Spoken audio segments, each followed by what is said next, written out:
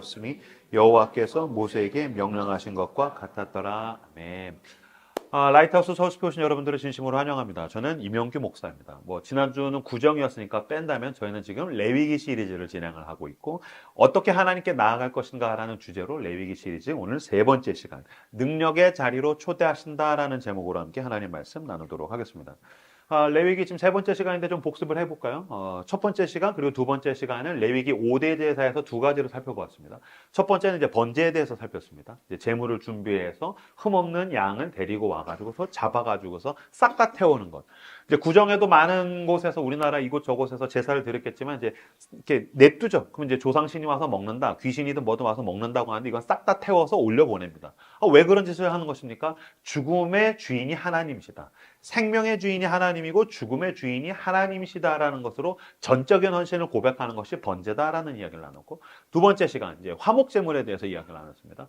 화목제물은 뭐냐면은 똑같이 제사를 올려드리지만 이렇게 고기 덩어리는 사람들이 먹는 거죠. 그래서 나눠 먹습니다. 혼자 먹는 것이 아니라 나눠 먹는다. 이것에 대해서 무슨 의미가 있는가? 나에게는 모든 좋은 것은 다 하나님으로부터 온 것입니다. 그리고 이것은 나 혼자 먹는 것이 아니라 이렇게 나눠 먹는 것이다. 그래서 화목은 흘러간다라는 것에 대한 이야기를 나눴고, 오늘은 그 세 번째 시간 제사장 위임식에 대한 이야기를 함께 좀 나누려고 합니다.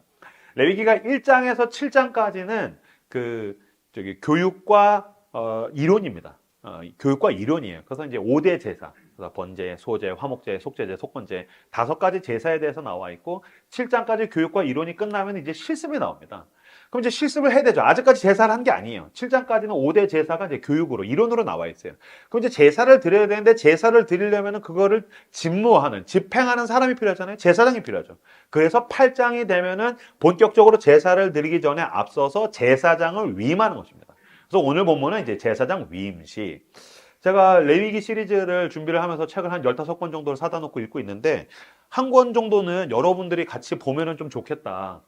제가 이게 레위기 시리즈를 하면서도 막 여러분들이 와서 처음에 목사님 레위기 한다 그래서 너무 어려울 것 같고, 이게 안 그래도 어려운 책이니까 너무 막 부담스럽고 그랬는데, 목사님이 레위기를 설교해 주시니까 진짜 너무 편하고 쉽고 막 그런 것 같아요 라는 얘기를 듣고 싶어요.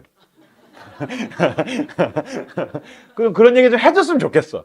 그런 마음으로 내가 준비하고 있거든. 근데 이제 그런 얘기를 안 해줘서 이제 이런 얘기를 대놓고서 이제 엎드려 절박기를 하고 있는데, 이 책은 진짜 쉬워요. 그래서 제가 5대 제사를 다 다룰 수가 없잖아요. 지금 번제 화목제하고 건너뛰는 거예요. 그래서 좀 더 자세히 보기를 원한다 그러면은 책 제목이 드라마 레위기입니다. 드라마 레위기. 두란노에서 나왔고 김경렬 님께서 지으셨어요. 제가 봤을 때 이 책은 제일 쉬워요. 여러분들이 되게 쉽게 볼 수도 있을 것 같아요. 그래서 좀 레위기를, 어쨌든 우리가 한 12주 정도 가니까 레위기를 조금 더 심도 있게 보고 싶으신 분들은 드라마 레위기를 알아서 구매를 해서 좀 보시면 좋을 것 같습니다. 자, 오늘은 제사장 위임식에 대한 이야기를 하겠습니다. 아마 라이트하우스 소수배 오랜만에 왔거나 아니 처음 왔거나 비그리스도인이 있을 수 있겠죠. 교회 가자고 해서, 친구가 가자 그래서 왔는데, 젠장, 제사장 이야기가 나랑 뭔 상관이야. 내가 왜 제사장 이야기를 들어야 되지? 라는 생각을 하실 수도 있어요. 그렇지 않아요. 제사장이란 어떤 사람입니까? 하나님과 세상을 중개하는 그 연결 다리 같은 사람입니다. 제사장은 사람들과 하나님을 연결하는 사람이에요. 그래서 사실 히브리서 같은 경우는 뭐라고 얘기하냐면은, 예수 그리스도는 우리의 대제사장이시다.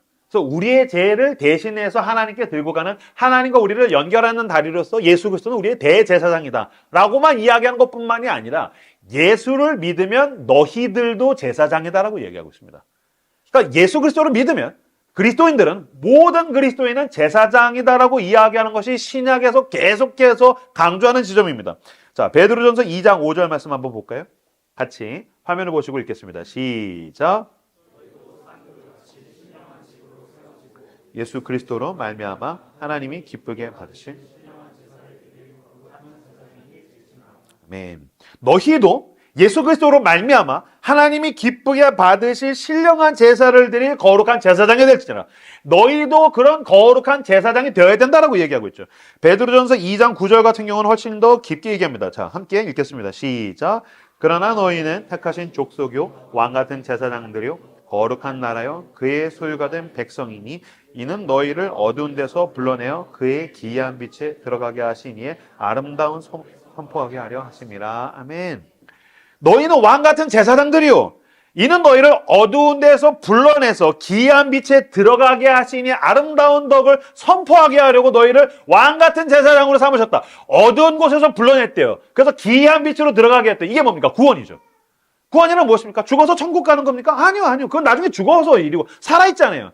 살아있는 우리에게서 구원이란 무엇입니까? 어두운 곳에서 예수 그리스도께서 우리를 불러내서 신비의 빛 가운데로, 은혜의 빛 가운데로, 기이한 빛으로 우리를 불러내셨대요. 초대하셨대요. 그리고 나서 이제 우리를 왕같은 제사장으로 삼으셨다는 것입니다.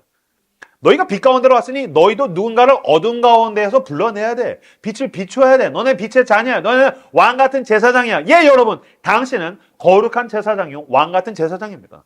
자, 앞뒤적으로 인사할까요? 당신은 왕같은 제사장입니다. 당신은 왕같은 제사장입니다. 우리는 특히 이 자본주의 사회를 살아가는 사람들은 내 삶이 굉장히 사적인 거라고 생각해요. 내 삶은 굉장히 그냥 사적인. 난 내 인생인데? 난 나 하나 사는 건데? 난 내 자유인데? 아니요. 성경은 내 삶이 사적이지 않다라고 얘기해요. 제사장이란 굉장히 공적인 인물이죠. 예, 여러분. 당신은 굉장히 공적인 삶을 살도록 부르심을 받은 사람이라는 것을 알아야 됩니다. 무슨 말입니까? 여러분, 세상에서 그리스도인들은 굉장히 지탄하죠. 그리스도인들이 도덕적으로 타락했다. 그리스도인들이 공적인 영역에서 굉장히 무책임하다. 지탄합니다. 만약에 신앙이 지극히 개인적인 그냥 종교 활동이라면 왜 우리가 욕을 먹어야 됩니까? 아니, 내가 내 시간이랑 내 돈을 들여서 나 혼자 취미 활동 뭐 그런 거야. 문화생활이에요. 문화생활 때문에 지탄하지 않잖아요. 그냥 종교생활이에요. 종교생활인데 왜 지탄받아야 됩니까? 모두가 알고 있는 겁니다. 너넨 세상과 하나님을 연결해야 되잖아. 우리는 어둠 가운데 있는데 우리도 빛으로 초대해야 되잖아. 근데 왜 공적인 삶을 살아야 하는 너희들이 타락한 거냐?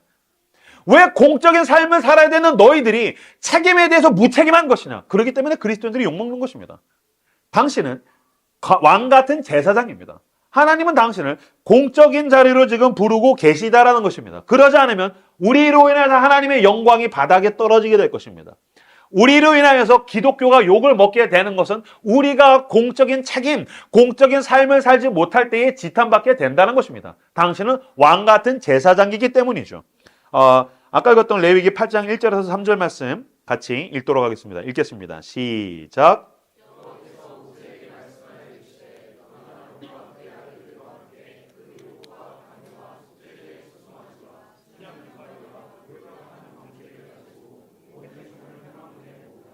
아멘. 하나님께서 모세를 통해서 대제사장 아론과 그 아들들을 제사장으로 세우셨어요. 근데 이때 뭐라고 했습니까? 맨 마지막 3절에 보니까 온 회중을 회막문에 모으라. 모두가 모른 자리에서 하는 거예요. 무슨 뜻입니까? 너희는, 제사장은 이제 공적인 인물이다.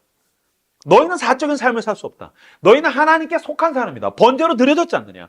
화목제물로 하나님께 드려졌지 않느냐? 너는 사적인 삶을, 너의 이기적인 욕망을 위해서 살 수 없다. 너는 이제 공적인 삶을 살아야 된다고 하나님께서 드러내시는 것입니다.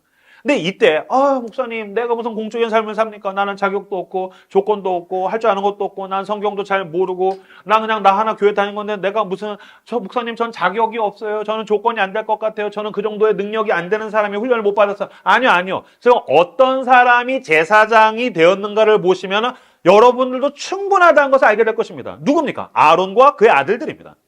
자, 아론과 그의 아들들은 누굽니까? 성경에 대한 지식이 있는 분들은 아론이라는 이름이 가지고 있는 의미를 좀 알 것입니다.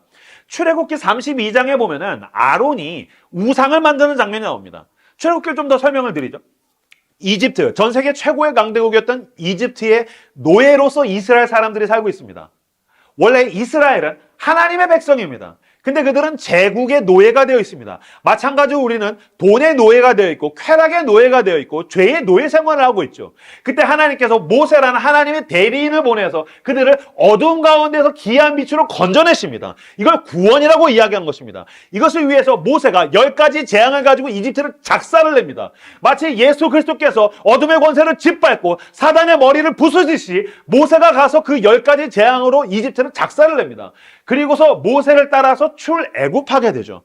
이때 모세는 하나님의 대리인이기 때문에 10가지 재앙을 일으켰지, 막 지팡이로 가리키면 막 홍해가 갈라지지, 반석을 치면 막 물이 나오지. 하나님은 눈에 안 보이지만 모세가 있으니까 그나마 좀 안심을 하면서 따라갈 수가 있는 거죠.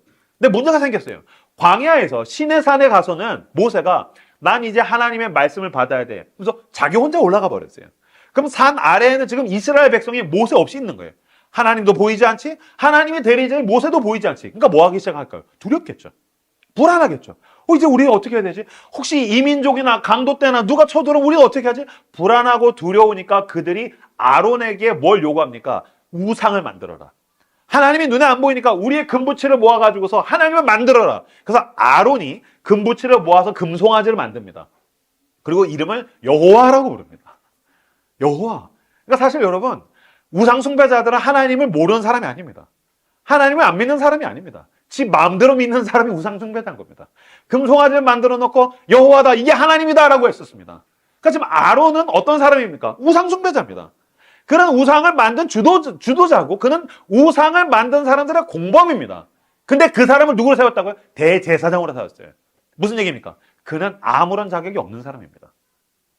아론은 제사장으로서 자격이 없는 사람입니다. 게다가 그 아들도 당연하죠. 자격이 없는 사람들입니다. 그러면 이게 누가 제일 화가 날까요? 제가 모세였었으면 빡쳤을 것 같아요. 하나님, 왜 내가 아닙니까? 내가 대제사장 아닙니까? 왜 내 아들이 아니고 아론과 그 아들입니까?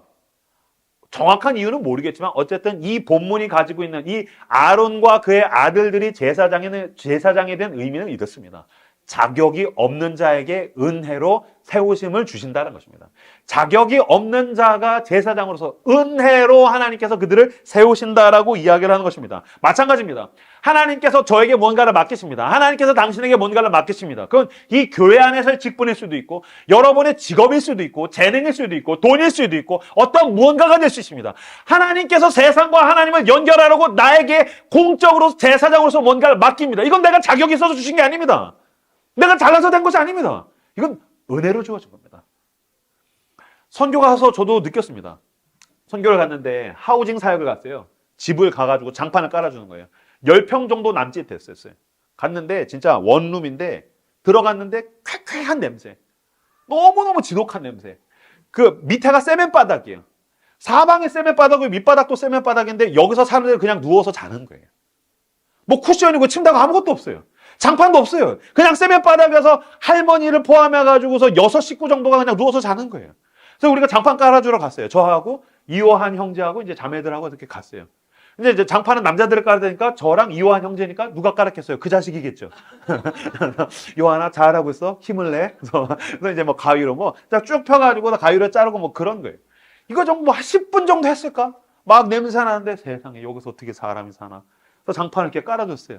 가위 이제 한 10분 정도 해서 장판을 딱 깔고 났더니 등이 이렇게 굽으신, 이렇게 여기가 이제 뭐 옛날에 이제 곱추라고 했어요. 이렇게 등이 이렇게 굽은 거기 할머니 한 분이 막 눈물을 글썽이면서 그 통역한테 따갈로그어로 뭐라고 해요. 필리핀어니까 따갈로그어를 쓰죠. 뭐라고 해요. 근데 그 사람이 영어로 나한테 뭐라고 하냐면 할머니가 행복하대요. 그래서 제가 얘기했어요. 할머니를 바라보면서. 할머니가 행복하다 그래서 나도 행복해요. 그러고 나서 눈물이 터졌어요, 제가. 근데 할머니 앞에서 울면 할머니도 민망하고 막 그럴 것 같아서 제가 벽 보고서 막 한참 울었어요. 여러 가지 감정 가운데서 제가 눈물을 펑펑 흘렸지만 우선 제가 오늘 이야기 나누고 싶은 건 그거예요. 왜 그 사람은 거기서 살고 난 여기서 살죠? 왜 난 이 도시에서 모든 걸 잘 누리면서 살고 왜 그 사람은 침대가 아니라 장판도 없는 데서 살아야 되죠? 나한테 자격이 있나요? 내가 선택했나? 내가 잘나서 여기 사는 건가? 아니에요. 은혜예요. 내가 이런 걸 누릴 수 있는 건 그냥 전적인 하나님의 은혜예요. 내가 대한민국에 태어난 것, 내가 우리 부모님과 가정에서 태어난 것, 나에게 이런 재능이 있는 것, 물론 나도 열심히 살았지만 세상의 지구에 열심히 살지 않는 사람이 누가 있나요? 동남아시아에, 아프리카에, 인도에 열심히 살지 않는 사람이 어디 있나요? 모두가 열심히 살아요. 그러나 하나님이 나에게 주신 것은 내가 자격이 있어서 내가 얻은 것이 아니라 하나님이 은혜로 주신 것입니다. 마찬가지입니다. 난 담임 목사로서도 내가 여러분 가운데에서 라이트하우스 서울숲의 담임 목사죠. 내가 잘나서, 물론 난 잘났지. 하지만 잘나서 세우신 거 아니요. 난 아론과 같은 죄인인데 자격 없는 자에게 하나님께서 은혜로 제사장으로 나를 세우셨다는 것입니다. 그러므로 여러분, 제사장, 공적인 자리는 우리에게 이중적인 의미를 가지고 있습니다. 나는 아무런 자격이 없는 죄인입니다. 근데 하나님께서 사랑하셔서 하나님과 세상을 연결하라는 그 소명을 가지고서 지금 우리에게 이것을 맡기셨구나. 교회에서, 여러분의 직장에서, 직업에서, 여러분의 재능을 가지고, 여러분의 돈을 가지고, 그건 나 혼자 그냥 이기적인 욕망을 채우라고 주신 것이 아니란 겁니다. 제사장으로서 세상과 하나님을 연결하라고 주셨다는 그 소명의 눈을 뜨는 여러분들 되시기를 주님의 이름으로 축복합니다. 내가 이 제사장이 보면은 겉에는 막 엄청나게 화려한 옷을 입었어요. 보면 뭐 속옷, 겉옷, 에봇 뭐 이런 얘기들이 나오는데 어떤 신학자가 이거를 막 보석이랑 금이랑 이게 얼마 정도 될까 해서 지금의 돈으로 리테일 가격으로 환산했더니 한 2억 정도 된대요. 참 신학자들은 별일 조사를 다 하는 것 같아요. 그러니까 2억이야. 옷이 2억이야. 뭐 거의 에르메스를 입은 거지. 보세요. 속은 진짜 썩어 있는 추잡한 죄인인데 겉은 대제사장의 옷을 입고 있어요. 그럼 내가 사람들이 나한테 와 대단하다, 멋집니다, 박수 쳐줄 때 아 감사합니다 라고 하겠지만 뭘 잊지 말아야 됩니까? 이 대제사장이라는 옷 속에 있는 나는 얼마나 자격이 없는 죄인인지를 잊지 말아야 되죠. 그래서 바울이 뭐라고 얘기합니까? 나는 죄인 중에 괴수다. 난 지극히 작은 자보다 더 작은 자다. 나의 나 된 것은 내가 잘나서 그런 것이 아니라 하나님의 은혜다. 나에게 주어진 모든 좋은 것들은 하나님의 은혜로 주어진 것이며 내가 그것을 향해서 소명을 가지고 쓰임받을 수 있는 것도 하나님의 은혜라는 것을 잊지 않고 기쁨과 영광 가운데 하나님의 역사 가운데 참여하는 여러분들 되시기를 주님의 이름으로 축복합니다. 4세기 때에 수도자 중에 유명한 아바 모세라는 사람이 있어요. 아바 모세. 이 사람은 에티오피아 출신의 흑인이고 이 사람은 그 강도단의 대장 두목입니다. 그래서 별명이 검은 모세예요. 생긴 것도 검지만 진짜 시커먼 인간, 거의 뭐 악마 같은 인간이라는 뜻이죠. 악한 모세. 또 검은 모세라는 별명을 가지고 있는 사람이에요. 이 사람이 이집트에서 강도로 지내는데 나라에서 강도단을 토벌한다고 하니까 도망가다가 어떤 사막으로 막 도망가다 사막의 은둔에 있는 수도자 공동체에 숨었어요. 자기는 검은 모세인데 수도자들의 경건한 그 공동체 생활을 보다가 감명을 받아서 그걸 흉내내다가 회심을 하게 되고 또 그것을 열심히 따라가다가 나중에는 사제로 서품받고 그 사막 운둔자들의 수도원의 원장이 됩니다. 이때 사제 서품을 주고 공동체 원장으로 세울 때 주교가 아빠 모세에게 이렇게 얘기했다는 거예요. 검은 사람이 하얗게 되었구먼. 그랬더니 아빠 모세가 이렇게 대답했답니다. 속은 여전히 검다는 것을 하나님께서는 아십니다. 이명규 목사 진짜 훌륭한 사역을 하고 있구만. 감사합니다. 하지만 내 속에 얼마나 더럽고 추악한 죄가 있는지 하나님은 아십니다. 와 진짜 당신은 대단한 사람이군요. 하나님의 나라를 위해서 세상 가운데서 대단한 일을 했군요. 속은 여전히 검다는 것을 아십니다. 난 아론입니다. 난 자격이 없는 자입니다. 그때 나는 저주를 받아서 심판받아서 죽었어야 되는데 하나님의 은혜로 내가 여기까지 왔습니다. 나 된 것은 하나님의 은혜라 고백하며 나아가는 여러분들 되시기를 주님의 이름으로 축복합니다.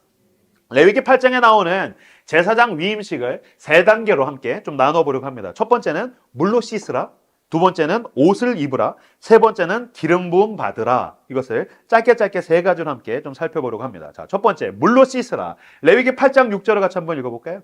레위기 8장 6절 함께 읽겠습니다. 시작.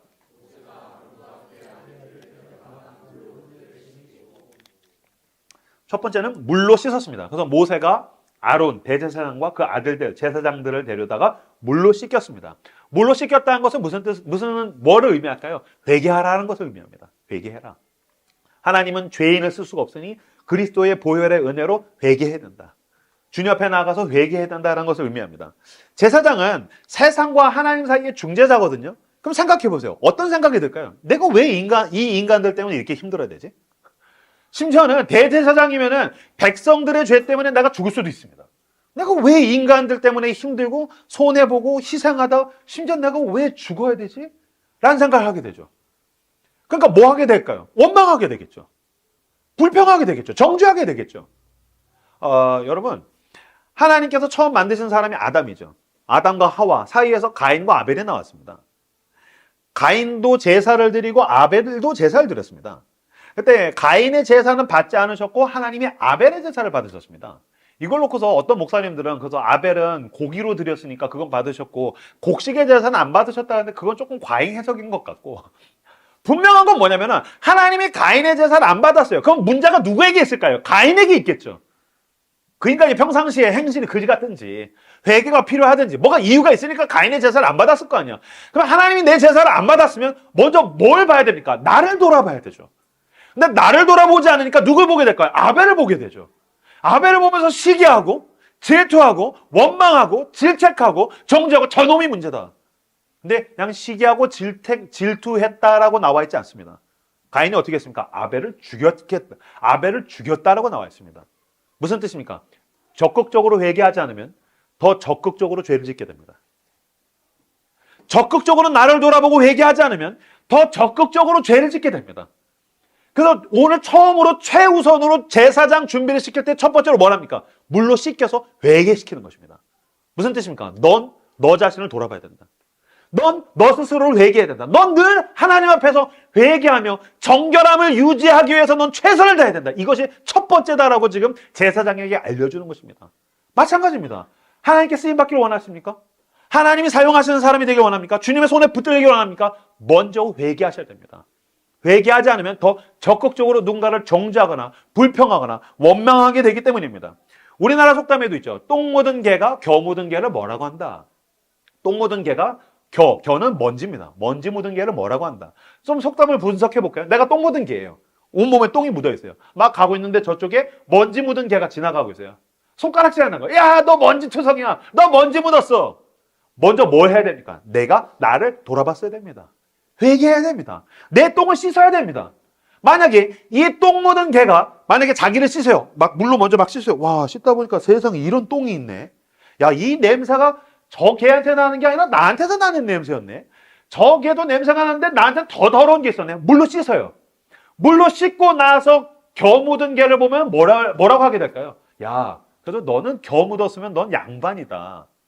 회개하는 사람은 관대하게 대합니다. 나에 대해서 회개하는 사람은 타인에 대해서 관대하게 대합니다. 누군가를 향해서 매몰차게 대하는 사람 있죠. 잔인하게 이야기하는 사람, 관대함을 찾아볼 수가 없는 사람, 회개하지 않는 사람입니다. 자기가 자기를 돌아보지 않고 자기 안에 얼마나 더러운 죄가 있는지, 내 안에 진짜 똥이 있다는 걸 모르기 때문에 남들에 대해서는 정죄하고 더 잔인하고 더 매몰차게 대하는 것입니다. 근데 그 사람이 그리스도의 십자가, 나의 죄를 위해서 죽으신 예수의 십자가 가운데로 나아가서 내 죄를 보고 회개하며 내 안에 얼마나 더럽고 추악한 것이 있는지를 알고 그 죄를 용서를 받을 때는, 그 받고 나서 주님이 주신 그 정결함을 가지고 나아가서 사람들을 볼 때 겨가 묻었든 쓰레기가 묻었든 똥이 묻었든 어떻게 대하게 될까요? 관대하게 대할 수 있습니다. 하나님이 나 같은 죄인도 용서하셨다. 나 같은 죄인도 깨끗게 하셨다. 자, 가자. 그는 세상과 하나님을 연결하는 제사장의 역할을 할 수 있을 것입니다. 그래서 주님께서 지금 먼저 회개해라. 너는 주님 앞에 나아가서 너는 정결하기 위해서 회개하라고 주님께서 우리에게 요구하신 것입니다. 당신은 둘 중에 하나를 선택해야 됩니다. 나를 돌아보며 회개하든지 누군가를 더 적극적으로 공격하든지. 에베소서 5장 26절 말씀 한번 읽어볼까요? 자, 같이 읽겠습니다. 시작. 네. 물로 씻는다는 것은 무슨 뜻입니까? 이는 곧 물로 씻어가 뭐라고요? 말씀으로 깨끗하게 하사 거룩하게 하시고. 물로 씻는다는 건 뭐라고요? 혼자 반성하는 거예요? 혼자 성찰하는 거 아니요. 말씀으로. 여러분, 말씀은 거울입니다. 당신이 말씀을 가지고 나를 돌아보지 않았다면, 나 자신을 돌아보지 않았다면 나는 확신할 수 있습니다. 당신 속에 어마어마하게 더럽고 추악한 것이 그대로 있을 것입니다.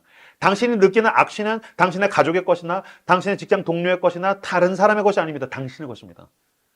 말씀은 거울입니다. 말씀으로 비춰보면 내가 얼마나 더럽고 추악한지 알게 됩니다. 말씀은 샤워기의 물줄기입니다. 말씀으로 보면 그 말씀으로 인해서 내가 정결해집니다. 말씀으로 인해서 내가 회개하게 됩니다. 말씀으로 깨끗하게 씻어야 됩니다. 말씀으로 나를 돌아보며 말씀으로 나를 깨끗하게 씻는 저 여러분들 되시기를 주님의 이름으로 축복합니다. 그래서 하나님께 쓰임받고 싶다면 주일날 예배가 나의 영성 생활의 전부가 되면 안 됩니다. 당신은 매일마다 말씀 가운데로 나가 나를 돌아보고 말씀으로 나를 씻어서 정결해질 때에, 여러분, 하나님은 능력이 있는 사람을 찾으시지 않으십니다. 그분은 모든 능력을 다 가지고 계십니다. 그분은 어떤 사람을 찾을까요? 그분은 정결한 사람을 찾으십니다. 그분은 깨끗한 도구를 쓰시는 하나님이십니다. 깨끗한 그릇, 깨끗한 도구, 깨끗한 사람, 깨끗한 영혼을 찾으십니다. 하나님 앞에 회개하고 주님이 주신 그 정결함으로 주님의 손에 붙들린 깨끗한 도구들 되시기를 주님의 이름으로 축복합니다. 자, 첫 번째는 물로 씻으라, 두 번째는 옷을 갈아입으라. 옷을 입으라. 자, 레위기 8장 7절에서 9절 말씀 같이 한 목소리로 읽겠습니다. 시작.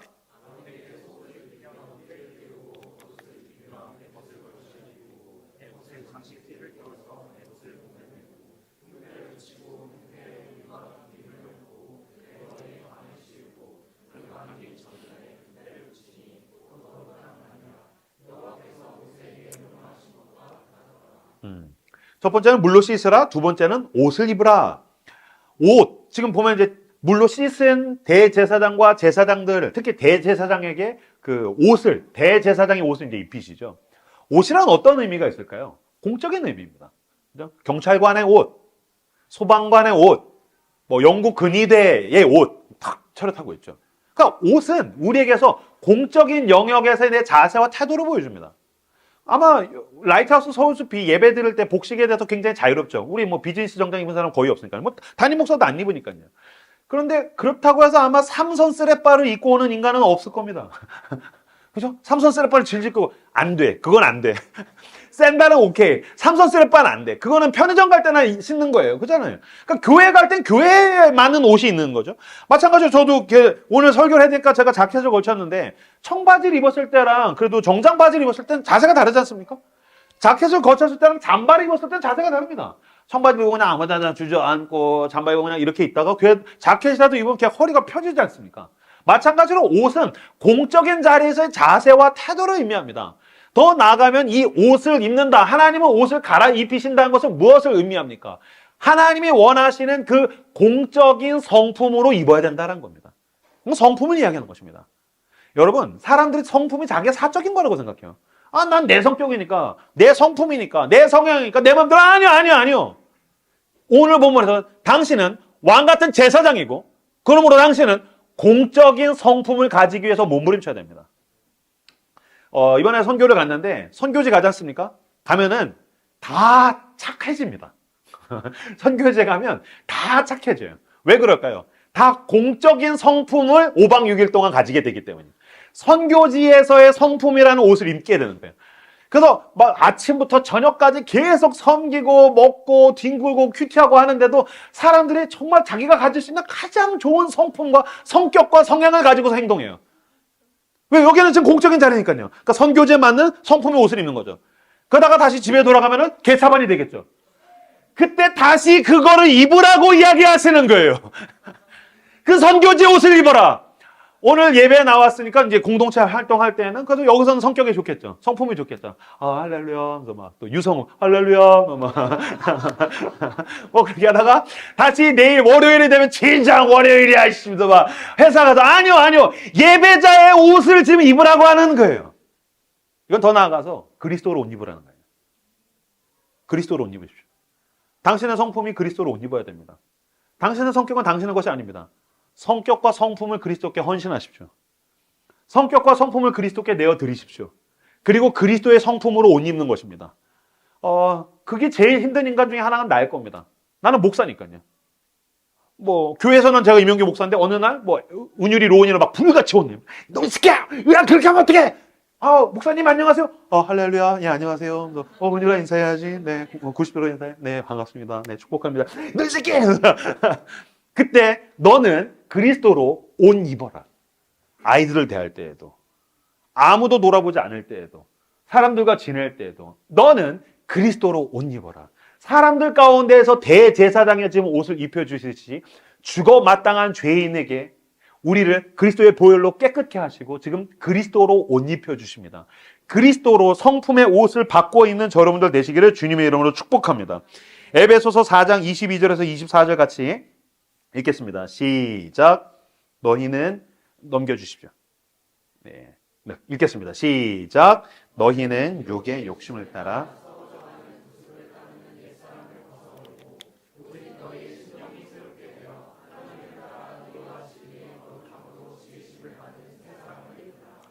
너희는 유혹의 욕심을 따라 썩어져가는 구습을 따르는 옛사람을 벗어버리고, 나 원래 그래요. 벗어버리고, 나 원래 이렇게 살았다니까요. 벗어버리고, 저 죄인이라 그래요. 벗어버리고, 뭐 10년째 똑같은 옷을 입고 있는 사람이 누가 있겠습니까? 그렇죠? 새 옷을 입고 싶잖아요. 마찬가지로 그 옷을 벗어버리고 새 사람을 입으라. 와, 저 크리스찬은 너무 성격이 좋은 것 같아. 그것을 옷 입고. 와, 우리 교회에 있는 저 사람은 정말 성품이 너무 근사한 것 같아. 모방하는 거죠. 흉내내는 거죠. 행사하는 거죠. 그 사람으로 옷 입고.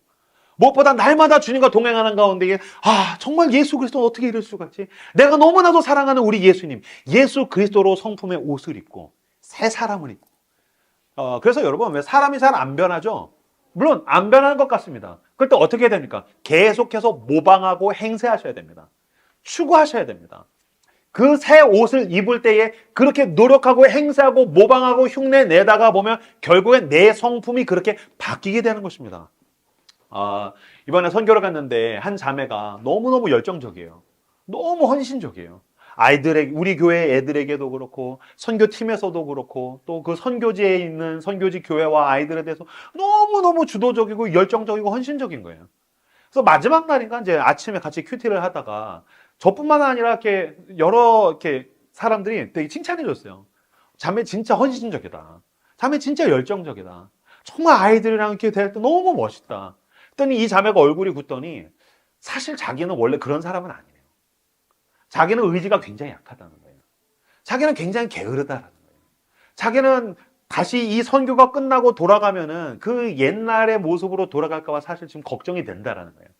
그래서 제가 이렇게 얘기해 줬어요. 괜찮아.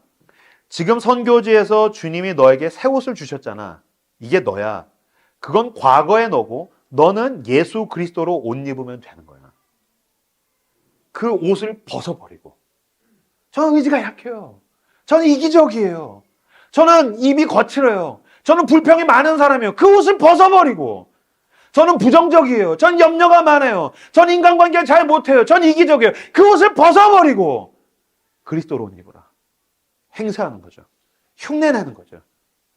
더 추가하다가 결국엔 그렇게 예수님을 닮은 저 여러분들이 되시기를 주님의 이름으로 축복합니다.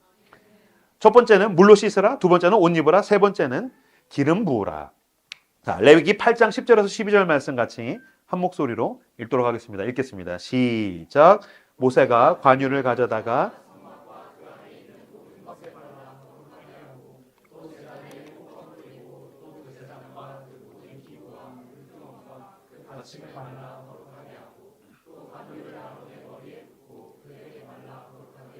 네. 대제사장을 세워다가 아론을 세워다가 물로 씻기고 그리고 옷 입히고 세 번째는 뭐냐면 기름을 부었습니다.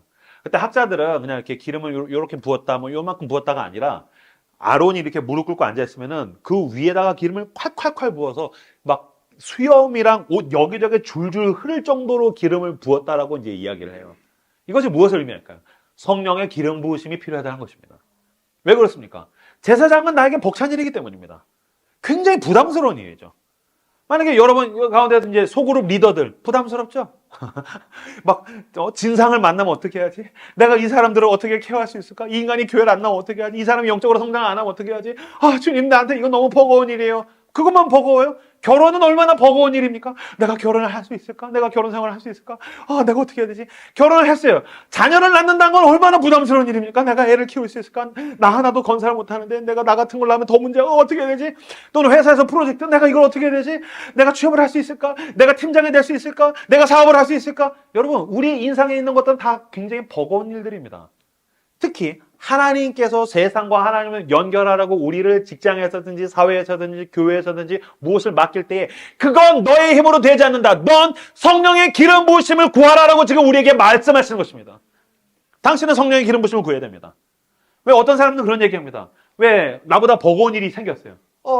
이건 너무 힘들어요. 나는 이거 하기에는 나는 모자라요. 자격이 없어요. 나는 무능해요. 배운 게 없어요. 훈련이 없어요. 이게 자기가 겸손해서 그렇다라고 생각해요. 내가 겸손해서 난 이거 못할 것 같아. 아니요. 당신은 교만한 거예요. 그건 교만한 거예요. 왜요? 자기가 하려고 하고 있으니까요. 하나님 맡기셨다면서요. 근데 지금 지가 하려고 하고 있어요. 자기의 힘으로, 자기 수준으로, 내 것으로 내가 하려고 하니까 버거워야 안 돼요. 아니요. 진짜 겸손한 사람은 뭐 하기 시작할 거예요? 하나님, 이게 내가 감당하기에 너무 큽니다. 그 사람은 하나님 앞에 무릎 꿇고 엎드릴 것입니다. 성령의 능력을 구할 것입니다. 성령의 기름 부심을 구할 것입니다. 하나님, 나를 불쌍히 여겨주십시오. 주님, 나에게 은혜를 부풀어 주십시오. 주님, 당신의 능력이 필요합니다. 주님, 성령의 기름 부심을 부어주십시오. 기도할 때에 오늘 자격 없는 아론에게 놀라운 그 기름 부심이 부어지듯이 엎드려서 하나님의 능력을 구하는 자에게 성령의 기름 부심이 그 사람을 가득히 채우게 된 것입니다. 그러면 그제서야 비로소 그 자리에서 일어나서 당당하게 무엇을 향해서 나아갈 수 있습니까? 주님께서 나에게 맡기신 것을 향해서 나아갈 수 있습니다. 그래서 다윗이 골리앗을 향해서 나아갈 수 있는 것입니다. 교만한 것이 아닙니다. 그는 성령의 기름 부심을 구하며 그는 진짜 겸손하게 하나님을 의지함으로 나아가는 겁니다. 엘리야가 바알 아세라 선지자를 향해서 나아가는 건 그가 교만해서 자신감이 과잉돼서 나가는 것이 아닙니다. 그야말로 겸손한 겁니다. 하나님, 내 힘은 안 되지만 주님께서 나와 함께 하시며 성령의 능력을 부어주시며 성령의 기름 부심을 주시며 주여, 내가 나가겠습니다. 그 사람은 겸손합니다. 베드로가 성전을 향해서 나가다가 사도행전에 보면은 수십 년 동안 앉아있었던 하반신 불구 장애인을 만나게 되죠. 안진뱅이라고 이야기하는 그 사람 봤을 때 뭐라고 얘기합니까? 나에게 은가금은 없거니와 내 것으로 할 수 있는 것이 아니다. 난 할 수 없는 게 없다. 그러나 나에게 있는 것으로 너에게 주노니 곧 나사렛 예수의 이름으로 일어나 걸어라.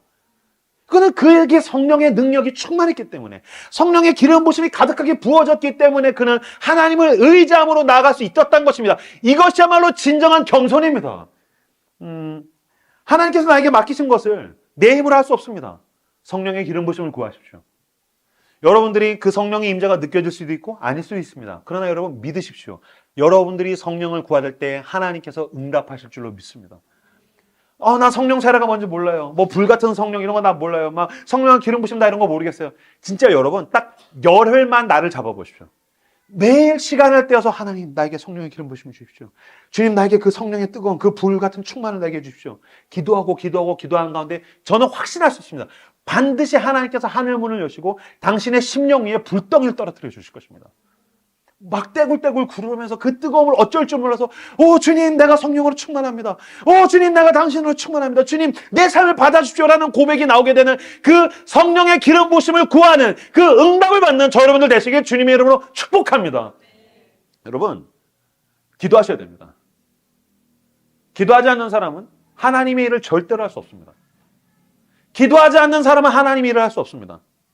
내 수준에서 내 일을 해놓고 하나님을 빙자할 수는 있습니다. 일이 됐어요. 내가 할 수 있는 일이에요. 하나님 없어도 할 수 있는 일. 와우, 당신 대단하네요. 할렐루야, 하나님께 영광 돌려드립니다.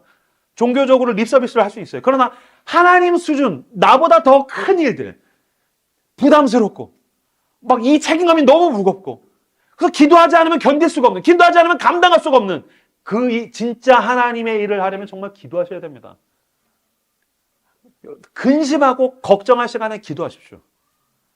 이건 나한테 너무 부담스러운 일이에요. 프로젝트랑 인간관계랑 교회랑 너무 힘들어요. 맨날 징징대고 막 SNS에 막 똥 싸질러대고 서로 막 카페에 가가지고서 막 불평하고 불만하고 막 계속 주저리 떠들어봤자 나에게 어떤 변화가 일어난단 말입니까? 성령의 기름 부심을 구하십시오. 하나님 앞에 나아가십시오. 하나님 앞에 무릎 꿇으십시오. 하나님 앞에 엎드리십시오. 하나님께서 당신에게 응답하실 것입니다. 어저께 설교해야 되는데 저는 매일 토요일 저녁에 되면 제 설교문을 놓고 제 서재에서 엎드려서 막 기도하고 울고 그러지만 어제는 더 서럽게 울었던 것 같아요. 더 불쌍하게 울었던 것 같아요. 왜냐하면 성령의 기름 부으심이 임해야 된다는 건 제가 말로 할 수 있는 얘기가 아니에요. 여러분들 아마 우리 교인들 알 거예요. 제가 얼마나 입이 살아있습니까? 근데 제가 말로 어떻게 설명해요? 이건 나는 설명을 하면 그분이 임하셔야 돼요. 당신과 그분의 문제예요. 난 제사장에 불과해요. 내가 당신과 하나님을 연결하는 거죠. 근데 내가 줄 수 없어요. 나 주고 싶어요. 성령 받아라 막 장풍 쏘고 싶어요. 그러니까 지금 성령 받은 표정들이 아닌 것 같아. 더 불안해지고 있어. 내 힘으로 되는 게 아니에요. 그래서 어제도 저는 설교 준비를 다 끝낸 다음에 설교문을 붙들고 혼자 서재에서 엎드려서 엉엉 우는 거예요. 하나님, 날 불쌍히 여겨주십시오. 이건 내가 말로 할 수 있는 게 아닙니다. 주님, 내가 설명할 수 있는 게 아닙니다. 하나님 응답하셔야 됩니다. 그 사람에게 역사하셔야 됩니다. 주님, 성령을 주십시오. 기도하고 기도하는 가운데 내 마음에 충만한 확신이 채워지기 시작해요. 예, 믿습니다. 주님, 내가 선포할 때에 그 성령께서, 하나님의 성령께서 그 사람을 찾아갈 줄 믿습니다. 내가 선포하고 설교할 때에 그 사람 가운데 놀라운 성령의 충만과 성령의 기름 부심이 떨어질 줄로 믿습니다. 여러분, 하나님 앞에 엎드려 기도하셔야 됩니다. 기도하지 않으면 내 수준의 일을 할 수 있지만 성령의 기름 부심을 구하며 기도할 땐 하나님 수준의 일을 할 수 있게 될 줄로 믿습니다. 성령의 기름 부심이 없으면 절대로 하나님이 일을 할 수 없습니다. 예수님께서 사역을 시작하실 때 어떻게 했었습니까? 세례 요한에게 가서 세례를 받죠. 세례를 받고 물에서 요단강에서 나올 때 비둘기 같은 성령이 충만하게 기름 부심으로 예수님에게 임했습니다. 그 성령의 기름 부심, 그 성령의 충만함을 가지고 예수님이 사역을 하시죠. 예수님의 제자들을 데리고서 겟세마네 동산에서 기도하십니다. 예수님은 밤새 기도하고 있는데 제자들은 기도하지 않고 자고 있죠. 성령의 기름 부심이 없으면 기도할 수 없습니다. 성령의 기름 부심이 없으면 찬양할 수 없습니다. 성령의 기름 부심이 없으면 말씀을 묵상할 수 없습니다. 성령의 기름 부심이 없으면 전도할 수 없습니다. 구제할 수 없습니다. 선교할 수 없습니다. 하나님이 원하시는 일을 할 수 없습니다. 제자들은 자빠져서 자고 있죠. 그 제자들이 나중에 사도행전에 가서 모여서 기도하는 가운데 성령이 임하시죠. 바람같이, 불같이. 성령의 기름 부심이 충만했더니 제자들이 위대한 사도로서 온 세상을 뒤흔들기 시작합니다. 로마를 무너뜨리죠. 무슨 뜻입니까? 하나님의 일을 하려거든 성령의 기름 부심이 필요하다는 것입니다. 성령의 기름 부심을 구하십시오. 하나님이 반드시 당신에게 놀랍게 응답하시며 역사하실 줄로 믿습니다. 하루가 버겁습니까? 아침에 기도하십시오. 이 프로젝트와 이 관계와 이것들이 나에게 버겁습니까? 성령의 기름 부심을 구하며 기도하십시오. 하나님의 놀라운 능력이 당신에게 부어질 것입니다. 고난이 왔습니까? 고통이 왔습니까? 내 힘으로 벗어날 수 없어서 너무너무 버겁습니까? 그것을 붙들고 성령의 기름 부심을 구하며 기도하십시오. 내가 하루를 견디기가 힘들고 내 삶을 견디기가 힘들다면 주님 앞에 엎드려 울며 부르짖으며 성령의 기름 부심을 구할 때 당신을 일으켜 세우며 새 날을 주시며 새 힘을 주시는 놀라운 성령의 능력이 저 여러분을 채울 줄로 믿습니다. 반주해 주시겠습니까? 만약에 어느 날 저한테 전화가 왔어요. 따르르르 전화 받아갔더니 만약에요. 봉준호 감독이 우리나라 최고의 감독인 봉준호 감독이 저한테 전화가 온 거예요. 그래서 네 여보세요. 이명규 씨죠? 이명규 목사님이죠? 그래서 예. 저는 봉준호 감독입니다. 웃기지만 너 보이스피싱이지? 막 그러면서 진짜예요. 그래서 이렇게 보니까 진짜야. 무슨 일이세요? 그래서 요새 제가 새로운 영화를 기획하고 있는데 이명규 목사님을 캐스팅하려고 전화 드렸어요. 그럼 제가 뭐라고 할까요? 전 연기를 해본 적이 없어요. 전 연기를 할 줄을 몰라요. 그럼 봉준호 씨가 뭐라고 할까요? 그래요? 몰랐네요? 하라고 할게요? 아니요. 알아요. 저희 팀은 그렇게 허술하지 않아요. 당신에 대해서 다 조사가 끝났어요. 그래서 우리가 함께 팀에서 회의를 해서 지금 연락을 하는 겁니다. 아니요. 제가 뭘 할 수 있을까요? 아니요. 저 못해요. 그럼 그 봉준호 감독이 저한테 뭐라고 얘기했어요? 걱정하지 마십시오. 나는 봉준호 감독입니다. 난 봉준호야. 내가 감독이야. 내가 당신을 캐스팅하는 거야. 나한테 계획이 있어. 나에게 능력이 있어. 나만 의지해. 나만 따라와. 내가 다 해줄 거야. 그죠? 마찬가지입니다. 온 세상의 감독이신 하나님께서 당신을 캐스팅한 것입니다. 온 세상의 주인이신 왕 중의 왕이신 그 하나님께서 당신을 세상과 하나님을 연결하라고 제사장으로 캐스팅했습니다. 주님께서 우리를 물로 씻으십니다. 그리스도의 보혈의 은혜로 내 죄를 씻으시죠. 그리고 이제는 그리스도로 옷 입히십니다. 당신의 성품으로 나를 채우십니다. 그리고 마지막에 가장 중요한 것, 성령의 기름 부심을 이제 구해야 합니다. 주님, 성령을 의지합니다. 내 힘으로 안 됩니다. 주님, 당신의 힘과 능력이 필요합니다. 주여 나와 함께 하시옵소서. 그럴 때에 당신을 통해서 하나님께서 이 도시 가운데에 놀라운 하나님만이 하실 수 있는 놀라운 역사를 나타내실 것입니다. 기대하십시오. 내 수준이 아니라 하나님 수준의 역사. 나 하나만 잘 먹고 잘 사는 것이 아니라 나를 통해서 온 세상 가운데에 하나님의 복이 부어지는 하나님의 역사가 우리에게 나타날 줄로 믿습니다. 모두 함께 자리에서 일어나 찬양하겠습니다. 살아가는 동안에 주신 말씀 붙들고 기도하기를 원합니다. 주여 나를 물로 씻어 주시옵소서. 주여 나를 예수로 옷 입게 하여 주시옵소서. 주여 성령의 기름 부어 주시옵소서. 주여 한번 크게 부르짖으며 기도하며 나아갑시다. 주여